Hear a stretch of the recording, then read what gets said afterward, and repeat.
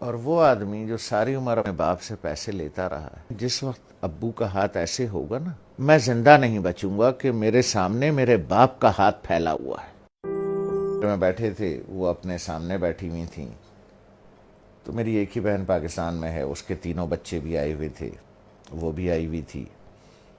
تو ادھر صوفہ رکھا تھا تو اس پہ میں بیٹھا تھا، 2 لوگوں کا صوفہ تھا، ہے وہ، تو والد صاحب برابر میں بیٹھے تھے۔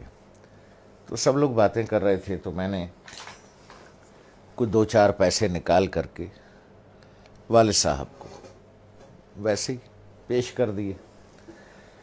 تو میں نے عین اس موقع پر یہ کیا کہ جب میں سمجھا کہ کوئی نہیں دیکھ رہا ہے، ٹھیک ہے، سب اپنے اپنے گپ میں لگے ہوئے ہیں، کوئی نہیں دیکھ رہا ہے، تو میں نے اس موقع سے فائدہ اٹھا کے جلدی سے چھپا کے ابو کو، مجھے نہیں پتا تھا کہ امی دیکھ رہی،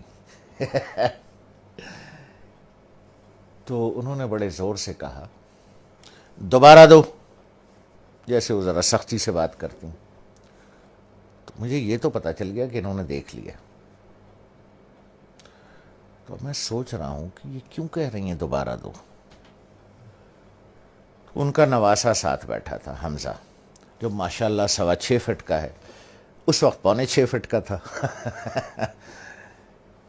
تو مجھے تو انہوں نے بہت سختی سے کہا دوبارہ دو، اور اپنے نواسے سے کہا حمزہ دیکھو ماموں نانا کو کیسے پیسے دے رہے ہیں۔ تو میں نے دوبارہ دے دیے، تو والدہ نے کہا کہ اب اسے بتاؤ کہ تم نے ایسے کیوں دیے۔ تو میں نے کہا دیکھو بھائی حمزہ میاں، یہ میرے والد صاحب ہیں، میں ساری عمر ان کے ہاتھ سے پیسے لیتا رہا ہوں۔ میں نے کہا حمزہ میاں، جس وقت ابو کا ہاتھ ایسے ہوگا نا، تو میں تو مر جاؤں گا، میں زندہ نہیں بچوں گا کہ میرے سامنے میرے باپ کا ہاتھ پھیلا ہوا ہے، اس لیے بیٹا میں ایسے دیتا ہوں یہاں رکھ کے کہ والد صاحب یہاں سے اٹھا لیں، انہیں میرے سامنے ہاتھ نہ پھیلانا پڑے۔ جس طرح سے پرانے وقتوں میں بادشاہوں کو نظر اور نیاز دی جاتی تھی نا، یوں کر کے، اور بادشاہ اگر قبول کر لے، اٹھا لے، تو وہ نیاز قبول ہو جاتی تھی۔ جیسے آج بھی مزاروں پر ادھر ادھر پیروں کو ایسے کر کے نظر دی جاتی ہے، پیر صاحب ہاتھ لگا دیتے ہیں یا کبھی کبھی اٹھا بھی لیتے ہیں، تو سمجھیے وہ نظر اور وہ نیاز قبول ہو گئی۔ تو اس لیے میں ایسے کر کے نظر پیش کرتا ہوں، چھپا کے کہ کوئی دیکھ نہ لے ہیں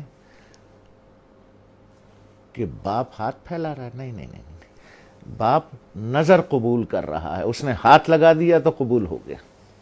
اب وہ حدیث مبارک کا مفہوم ذہن میں لائیں، جب سرکار رحمت اللہ عالمین صلی اللہ علیہ وسلم نے بیٹے کا گریبان پکڑ کے کہا کہ تو اور تیرے پاس جو کچھ ہے تیرے باپ کا ہے۔ لوگ بھاگتے ہیں، میں آخری بات کروں، لوگ بھاگتے ہیں وہ فلانے پیر صاحب سے دعا کرا لیں، ہیں جی، وہ فلانے مزار پہ دعا کر لیں، وہ پیر صاحب کا جھوٹا پانی پی لیں، ہیں جی، وہ پیر صاحب کی جوتیاں اٹھا لیں، بخشے جائیں گے، ثواب ملے گا۔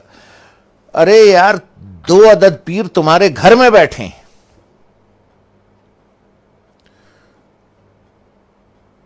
ایک عورت ایک مرد، 2 پیر تمہارے گھر میں بیٹھے ہیں یار، جا کے ان کی جوتیاں سیدھی کر، ان کا جھوٹا پانی پی، ان کے پیر دبا، پیر صاحب کے بجائے باپ کو نظر اور نیاز پیش کر، جا کے ابا کے جوتے پالش کر، ماں کی چپلیں سیدھی کر کے رکھ۔ 2 پیر گھر میں بیٹھے ہیں، ان کو چھوڑ کے اللہ کو ڈھونڈنے کہیں اور جاتے ہو، شرم نہیں آتی؟